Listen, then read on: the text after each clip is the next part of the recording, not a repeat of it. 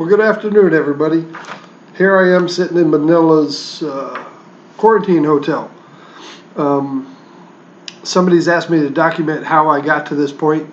So what I'll do is I'll talk to you about steps that I had to take to get my 9A visa so I could get back and see my family.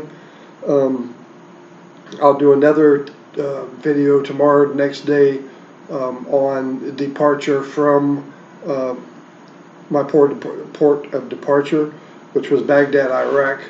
But apparently the documentation that you're required to have is the same no matter where you're traveling from. Then I'll do another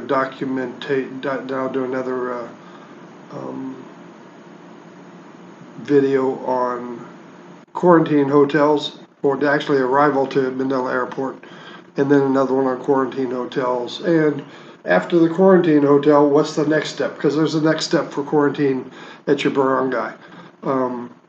So that will probably come next week because I don't get out of this jail until, I think Saturday morning, and today's Tuesday, I think, the 12th of October. A caveat to this, things change here quickly. This is the Philippines. This was my experience. Everything that I did not take advice from people on the internet. I basically went to the websites, government websites and airline websites.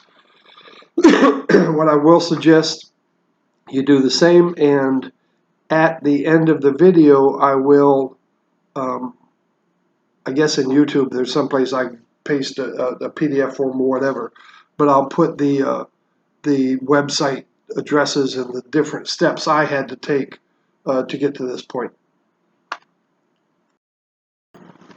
Okay, the steps I had to take to get my 9A visa. I got assigned to Baghdad, Iraq, to work for an NGO there back in February, March of this year.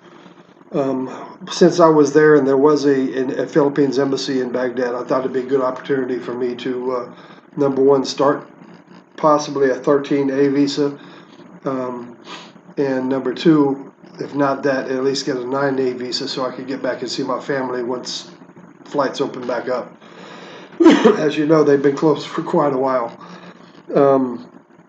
So in March, I emailed the embassy in Baghdad and a couple phone calls, and they were very receptive and answered all my questions. At the time, Manila would not allow them to issue visas. But they promised me as soon as it opened up, they'd contact me, and I figured, well, I'll follow back up with them in a couple months, because no government agency ever followed back up with you.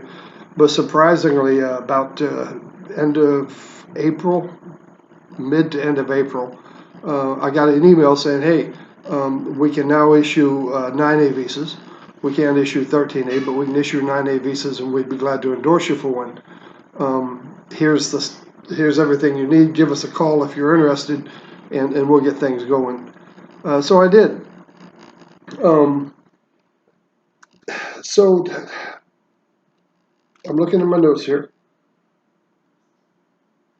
I guess it was early June. Early June is when we did it, and we submitted the visa application.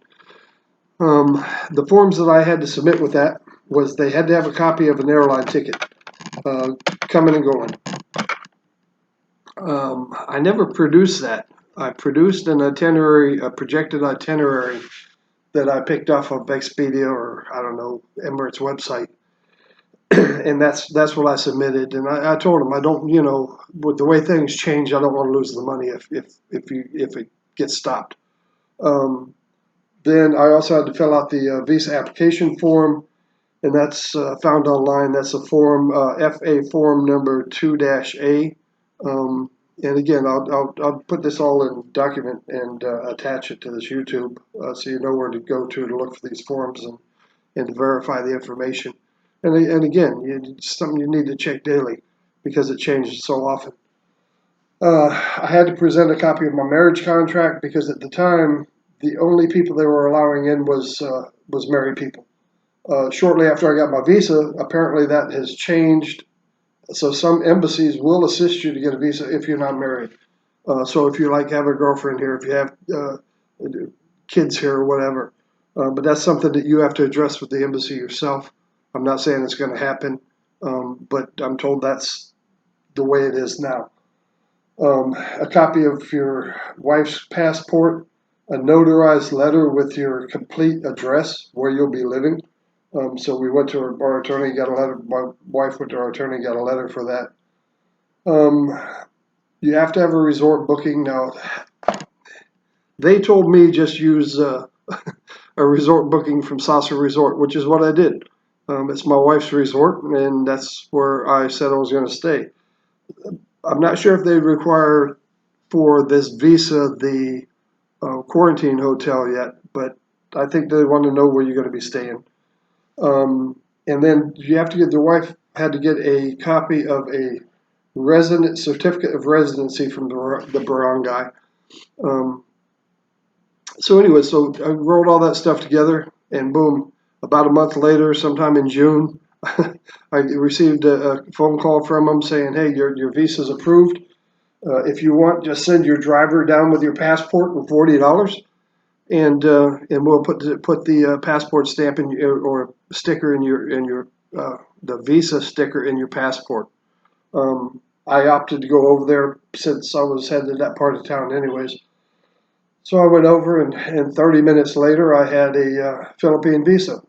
And as soon as I got that back, I went got a airline ticket um, from Dubai to Manila, actually Baghdad to Dubai, Dubai to Manila. And 3 days before I was supposed to fly in August, they canceled that flight because the Philippine government closed down all travel for internationals again.